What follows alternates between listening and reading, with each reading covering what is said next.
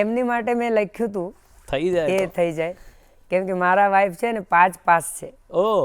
એટલે મને ધીરે ધીરે અનુભવ થયો ને કે ઓહો મારા વાઈફ 12 પાસ હોત તો કેટલું બધું સાચવતા હોત, મારે બેંકમાં ના જવું પડે, જાતે એ કરત.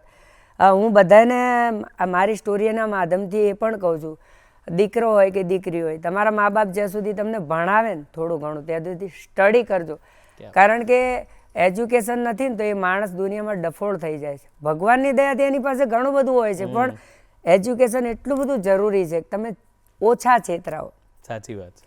તો મારા ભાઈ 5 જ ભણેલા હતા ને એટલે હું એને મેણા મારતો, મેં ધ્યાન ના રાખ્યું. 12 પાસ લાવ્યો તો સારું હતું, હજુ મને કે 12 પાસ લાવી દો ને એમ. પણ તે છતાં એણે ઘણું બધું સાચું. ત્યારે એની માટે હુલામણું ગીત મેં બનાવ્યું હતું. હે કોલેજ ભણવા જતી નથી ને જવા દેતી નથી, એ માં મને જમકુડી ગમતી નથી.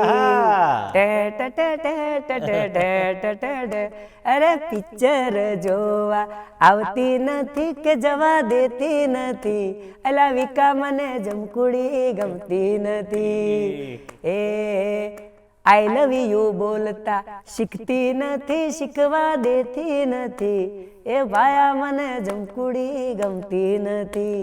એ મક્કીના રોટલા ગળતી નથી, ગળવા દેતી નથી, એ માં મને જમકુડી ગમતી નથી. પછી છેલ્લે એના માટે મેં હસતા હસતા લખ્યું, એ સુટ્ટા શેડા મને આલતી નથી, બીજે ભણવા દેતી નથી, એ ભાયા મને જમકુડી ગમતી નથી.